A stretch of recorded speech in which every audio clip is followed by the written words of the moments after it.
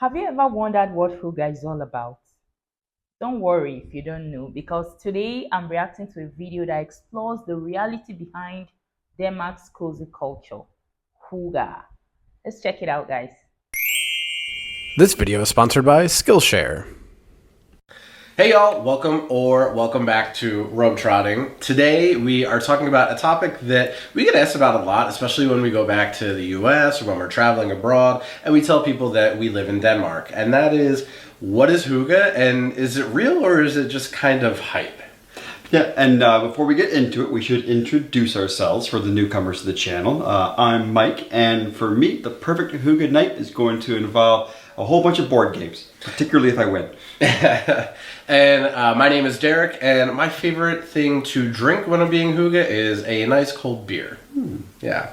So let's kind of get into it and go with the discussion. I mean, the first thing that we always kind of get asked is like, is that something you guys really do in Denmark? And it's kind of a tricky thing to question. So, I mean, what do you think? Like, is it real? Do people really Hygge? Like, you know, that's what people ask us. So what do you think? Is it real? Is it hype? So the way I guess I would say it is, Hygge is real, but nobody does Hygge. And maybe that's kind of the key point, is that, I mean, it's been something that Oprah's talked about. It's been on TV shows in the States. There's Good Morning America. Good Morning America. Hygge. The little book of Hygge that you can buy at every airport anywhere, including the one here in Copenhagen. We'll put a link in the description. It actually is a cute book. It's a cute book. It's a cute idea. Nice gift. But I think the premise from what we've experienced is if you think you're trying to do Hygge, you're doing it wrong. Yeah. Hygge is kind of, this is one of these words that doesn't have a direct translation between languages, but it's kind of a mix of an emotion, an action, a feeling, a place, kind of all rolled into one. I mean, a lot of times you'll see it defined as cozy or comfortable, but I think it's more the combination of the experience, the intent that really rolls into what Hygge is. Right, like we had some friends when we were back in the US for the holidays that said, can we do Hygge tonight? And we just laughed like, no, we can do something that will be Hygge, but we're not going to plan it that way. No. It's kind of like saying, can we do cool? You know, can we do fun? Like, it's not. Like maybe it's not something you can see. Hygge is not something you can see. Like, how do I put it? It's a feeling kind of, or like a state of mind. Is that what it means? I think so. Yeah, that's not what the intent is behind it. But I do think that it gets promoted in the US in a way that makes it seem like everybody in Denmark or, you know, Scandinavia, because all the Scandinavian countries kind of have their own version or word that translates this to this idea that I think Americans have of people just sitting around and it's like you can just like open a box and everything's Hygge, but there's a blanket inside and hot chocolate inside and you're just lighting a fire and, you know, and clothes. Yeah. That's not exactly what it is. And I think a lot of it also comes from, I mean, you always hear that countries like Denmark are at the top of the list of the world's happiest countries. Yeah, that's always kind of intertwined. It's always intertwined. And so I think you're seeing a lot of Americans that are like, well, what are they doing that makes them so happy? Oh, this Hygge thing. I want to do Hygge. It's a little more complicated than that. Yeah. So what would you say is like the definition? If you were like, you know, how did we explain it? I'm trying to remember. But what would you say is like the definition of Hygge? Yeah, I think for me, there's really three elements that make up something that is Hygge, that is full of Hygge. Number one, you have to be present. So what that means is that if you're going to be with a group of friends, then you and everybody else is really in that room, both physically and emotionally at the same exact time. Number two, everyone has to be relaxed. For something to be Hygge, you're trying to have a good time. And so what that means is you're not going to have heavy conversation. Sure, serious topics may come up, but the idea is that everyone should be relaxed. They should feel comfortable. That you're going to be present, you're going to be relaxed, and you're a little bit detached from everyday life. And that's what makes it so nice, because you're all in it together, and in that moment, you're all feeling relaxed and pleasant, and it feels like you're removed away from the daily grind of life. Yeah, like it's kind of, I mean, I think like it's not like it's something that I never experienced before coming to Denmark. I mean, I think of like being with friends in like a cabin, like in the mountains in the Poconos, for example, and just you don't have anywhere to be except with your friends in that moment, and you know, you kind of nobody's talking about work, nobody's talking about like the stressors of life. You're just relaxed. You're hanging out. You're not worried about looking the best. You're not worried about you know, all of these things that can be pressure situations and other activities you might do, and you're just kind of together. It's that togetherness of yeah. I think that's the key. Is it's not forced, and if it's forced, that's not hygge, because that's not relaxed. That's not present. It's just one of those times where you're having a good time. Yeah, it's literally when things are simple and you're not trying that hard. But if you try too hard No, to do it, then you ruin it. Yeah. That means hygge is like a state of mind where you are present, you are relaxed, and then you are detached from the everyday hustle and bustle. Yeah, if I understand what he just explained, hygge is like a feeling, like it could be anything. What hygge means to one person might not be what hygge means to the other person. It's just like a state of mind where you feel relaxed, you're present, and then you're detached from all your worries, your troubles, your everyday life. You get, you're relaxed, you're present.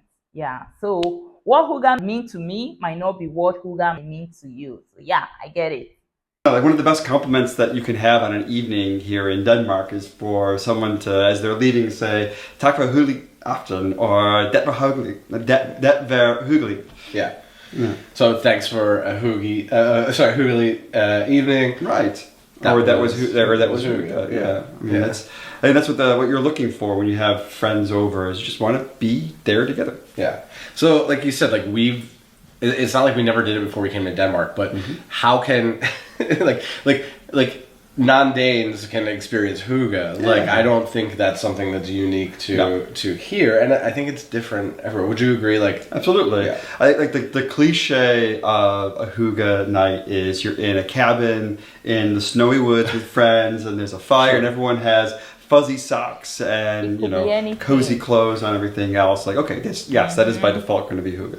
Yeah. But you can have something that is hygge anywhere. You can have hygge on the beach. I mean, you'll find that probably the most hygge nights that we've had have been maybe in summertime. Yeah. Where we're having a fantastic time with friends in one of the parks or sitting on the harbor. Like, again, the point is being present, being relaxed, and enjoying the company that you're with. Like, that's what makes it hygge, not fuzzy socks and a warm fire, though those things help. Right, like in American media, I think, you know, whether it's Oprah or Good Morning America or whatever, you know, in the fall or the winter time, the beginning of winter, they'll put out a hygge, the Danish lifestyle of hygge, you know, and yeah, it's great, but they always just think that it's that cliche of fireplace, cozy socks, hot chocolate or wine or a hot, you know, a hot cider.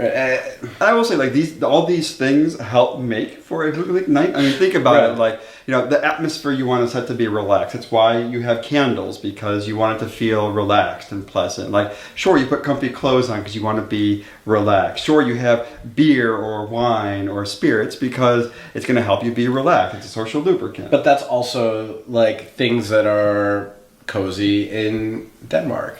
You know, if you're having a hygge night in Brazil, it's probably not going to be with a heavy sweater. You probably don't need the candlelight because it's not getting dark early. Like the things that we do in Denmark are hygge because they're hygge to us. But for other people to be cozy, be relaxed, be present, and just have a chill evening at home with friends, like that's going to be different wherever they are. So it's not like it's uniquely Danish, but these things are how we find coziness in Denmark. Might not be the same everywhere. No, I think it's a really good point, because the key is whatever makes you comfortable and relaxed is what you should do. And just because I love this honest take on hygge. It's actually very refreshing to see beyond the hype. Before now, I've actually heard the word hygge in some videos I've reacted to, but This is actually the first time I'm grasping what it's all about. Wow, fascinating stuff. I love it. It's what what Oprah has, or what you're seeing us sitting here on our little couch with our sweatshirts and sweaters and candles. This makes us relaxed, but if it doesn't make you relaxed, then don't do this. Do something else. It's kind of like pornography. Yeah, you know it when you see it. Exactly. It's different to everybody. Yeah. Okay, let's take a moment and talk about some of our favorite things to do during Hygge, board games you mentioned. Yes, I'd say probably my favorite thing is playing games with friends. I'm competitive, but it also relaxes me, and it's a great way to play the variety of board games. And we've discovered a lot of new ones as we've met new friends that have new favorites they bring to the table. Literally. Yeah. And it's cool having like some international friends that can show you some different things too. So that's been fun for us. Fun. Yeah, another thing that we've been able to do with Hygge is actually part of the sponsor of this video with Skillshare. So we've been able to do a few courses, especially during the winter time here, where there hasn't been as much activities that we can do outside, or different things being closed has been a great way for us to jump into some new skills and join an online community to learn some things that have been really Hygge for us. Yeah, the big one for me has been learning how to make sourdough bread. I think the last couple of winters I've really gotten into baking. I find it quite relaxing being in the kitchen, and being able to make my own sourdough bread has been really cool, and Skillshare's helped with that. Yeah, and one course that I recently did is actually by Jonathan Van Ness, who you may know from television on Netflix, and it's been about self-care, which is obviously super important all year round, but especially in the kind of the winter time, very Hygge season. There's even a part on like a spa at home kind of experience. So taking care of your skin, really important during winter, very Hygge to relax with a face mask. So it's been really cool for us to be able to do that and enjoy that and incorporate it with our Hygge.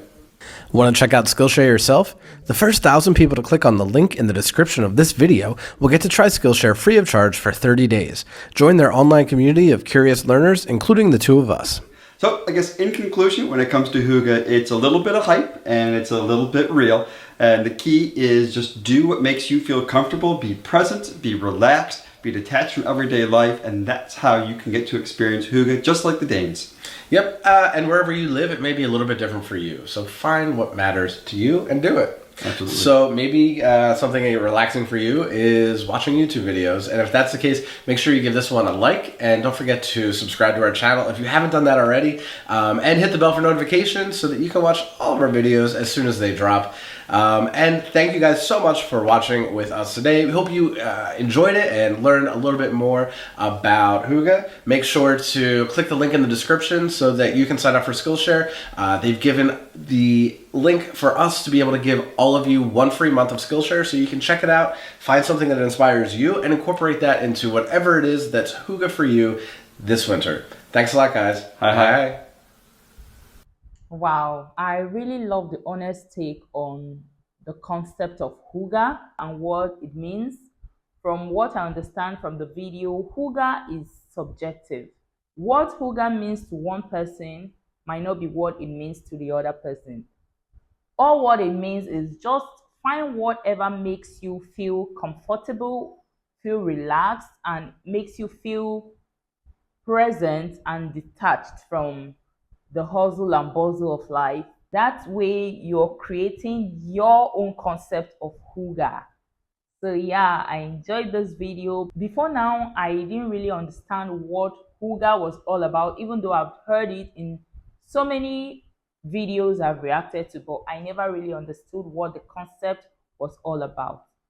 And so yeah, it's a bit of reality and hype, so to speak. It's just about finding what you love, what you enjoy doing. As for me, I think my concept of Hygge will be browsing through social media, just lying there on my bed and browsing the internet, checking out stuff, some fashion trends, skincare tips, and all of this stuff. That's my own concept of Hygge. It makes me feel relaxed and cozy. Yeah, so that's my own concept of Hygge. Let me know what your own concept of Hygge is in the comments. And if you're just hearing about this word for the first time, let me hear your thoughts in the comments. And it's amazing how Hygge is spelled differently from how it's pronounced.